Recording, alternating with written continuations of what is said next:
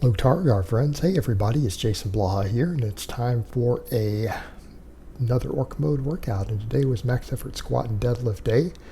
I was really feeling fatigued for some reason when I went into my workout this morning, feeling lethargic, sluggish. Everything felt heavy, but I went ahead and PR'd a little bit anyways.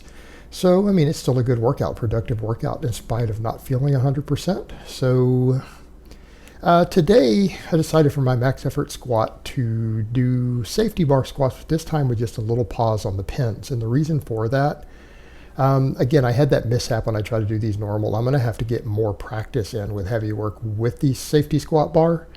But because of my thoracic weakness on the squatting, it being a weak link, and that's what we're noticing when we see that little bit of thoracic rounding sometimes on the top half of my movement. That's, again, a thoracic spine, T-spine weakness. So that is my limiting factor on the squats right now, and this sort of variation works. So I'm going to have a couple different variations of the safety bar squat I do for max effort. So again, just a slight pause on the pins, just a little bit below parallel, about 2 inches below parallel for me. And I ramped up to 375. Now, that doesn't sound very heavy, but those of you who've messed with safety bars, and I mean real safety bars, know what I'm talking about. Mine doesn't have any camber that's different from the handles. Mine runs completely parallel with the handles, and it's like I've noticed someone who has little experience already commented on that. With the safety bars, they were talking about, oh, when you turn it loose, it's pointing straight down. That's not right. You need to flip it around. Mine will do that no matter which way you flip the bar. It's because the camber runs completely parallel with my bars. So it's unavoidable, right? Either way you flip it, it will point straight down. That's the way my bar is built. Those are the hardest type. Like, these are the most awkward safety squat bars that are at that angle, which is why I got it. I wanted it to be difficult. I needed to help me build my T-spine. So, I mean, I got the specialty bars for that purpose. And it's hard and it's tough. And I think the disparity between my safety squat and my back squats absolutely demonstrates what I already know to be the weakness. Because if you have a really strong T-spine, let's say your quads are the weak link, guess what? You're not going to see a big gap between these two lifts. There'll be a little bit. It won't be massive. So it's a weakness and it needs to be worked on. And I'm going to tell you, my upper back was feeling so fatigued after that I almost felt like I couldn't keep training. Even that sub 400 pound max on that really fatigued that area, which is good. It needs work, which is why I'm doing like the safety squat bar good mornings and stuff. Deficit deadlifts.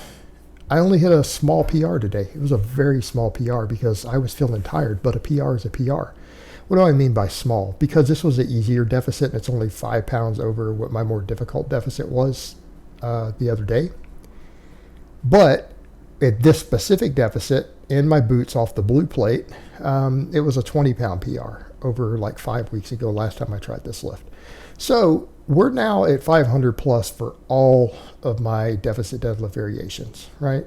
So we know that we can go at least 500 on all of them, which means from now on, all of my heavy deadlift days are going to be over 500 pounds on all of my variations. And and the hook grip is still taking time to build up. My thumbs are still toughening up, but they did okay today. It felt a little slippery though, to be honest. Like with this 485, I was a little worried, so I had to put a little extra chalk on because I felt like I didn't quite chalk it enough, and I knew if I didn't chalk it good, I was going to run into trouble. But all things considered, even though my T-spine was fatigued, even though my thumbs didn't feel on point, even though I was tired, I still got a small PR here. And I'm happy with that. Deficit deadlift of a little, maybe this is about 2 inches between my boots to plate. So 2-inch deficit for 505 with a hook grip. It's okay, not bad. Now, that's obviously not lifetime, but people need to remember this is coming back up. I wasn't able to squat or deadlift really at all a few months ago. I had that issue with my lower back, and it made it difficult. So I've had to rebuild, but it's coming back up. We're good. And by the way, I banned a troll the other day for trying to claim the most I've ever deadlifted is 530. Like, I just straight up saw stupidity like that and just hit the ban button, because I've done more than that on camera. You guys have seen me sumo as much as 600. You've seen me conventional 585, and even last year on camera, the heaviest single I tried, because I didn't really do any heavy singles, was like 575. That's been within the last year. So total nonsense. Most I've pulled since pulling my back earlier this year is 525, but we're going to get back to 600. Right? Get back to 600. I think it's totally reasonable. So I decided to do some singles on the squat. Since I was already fatigued, I was feeling tired. I almost just wrapped it up and quit. But I'm like, I need to get some extra practice work in. And since now my T-spine is really fatigued, thought, let me go ahead and practice doing squats at 90%. Squats at 90% with that fatigue set in and get some singles in, get some practice on the first reps, just as practice work. And I ramped up. 405 felt okay. So it felt nice and good, nice and light. So I went up to 425, which puts me about 90%. And first three singles felt real good. And again, I just did this as singles. Yes, I know I did this as a triple the other day as back off work. But I was feeling much tireder than usual today. And so I realized I just needed to get quality reps in. And I'm like, well, let me see if I can get at least 4 or 5 total reps. So doing it with singles as a rep goal when I'm really fatigued, we're still getting a cumulative workload. Because that's what matters. It matters how many total reps you get with a given weight as far as actual hypertrophy goes. So in this case, though, we wanted to practice first reps, especially when fatigued. I think that's a good time to really see how things are going. Because if I can do multiple singles at 90% when I feel exhausted and ready to quit, then that's good. They went well, other than the fifth one. The fifth one, form breakdown. I just dropped ass to grass. It felt ass to grass on it. I actually just dropped right into it. It seemed like I lost control on the eccentric rep on the fifth one, and it went super deep, and then I had some thoracic rounding on the way back up, and I'm like, okay, I'm done. And I felt just pretty shattered after that. I just didn't feel like I had anything left in the tank, like I couldn't lift anything. Like that one kind of took the wind out of my sails. I mean, it was good training, decent numbers all in all today.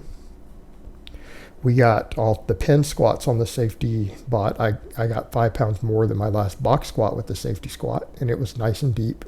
Pause on the pins. So, I mean, we're just going to keep working these different variations up. And for those who understand this, your goal is when you're running any sort of conjugate style training, when you're rotating through different max effort lifts, with each variation, you want to try to get a PR every time you do that lift. So if, we got 375 there, that's good. Maybe next time we'll try to get 5 pounds more on it, or 10 pounds, or whatever we can get. But your goal is, as you rotate through those, you want to get stronger on each one. And you're practicing all these different awkward variations, or even in some cases easier variations of your max effort lifts, and just trying to get stronger at all the different strength curves, right? Just over time. And you track all of those. So I keep a spreadsheet with all these different variations, the date I hit what weight, and, just track it. But again, PRs are PRs.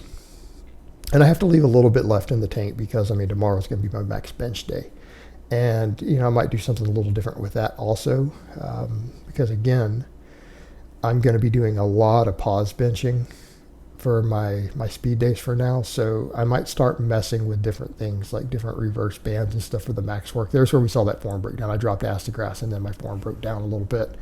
That's just it. That means I'm fatigued. That's all I have left. So for me, that was basically a true max at that point. I probably would have failed that lift if I had 10 more pounds on the bar. So I decided all I could do at this point was some really light good mornings. I just did a couple sets of 10 with a really light weight. Even though it doesn't even look like I'm going that deep, I felt a stretch. I felt like that was all the range of motion I had on these. It's just like, oh, my hamstrings, everything. So I'm like, let me just do a couple light sets of good mornings to get some blood flow to everything, help with my recovery, get some blood flow to my T-spine, my spinal erectors, my hamstrings, just to get a little bit of blood flow after this fairly heavy workout when I was fatigued and tired, just to help with recovery. This is almost active recovery at this point. A couple sets of 10 with such a light weight is not really getting a training effect. Again, I'm just going to get a little bit of blood flow, help with my recovery, get a good night's sleep, and in 3 days, I come back and do dynamic effort squat and deadlift. And so I need to be recovered enough for that. And you know what? It's going to be all good. I'll make sure I get plenty of rest this coming weekend, and we'll hit some heavy numbers on the next max effort day. But today, again, I barely PR'd anything. They were very modest PRs. And it's really all I could do today. So progress is progress. And some of these workouts are going to go amazing. And some of you guys are like, man, you just crushed it. And others are like, man, you barely got any PRs. And it's like, yeah, because, I was just tired today. But I still came in and I got it done, finished the workout. So I hope it's been informative, and I will talk to you guys next time.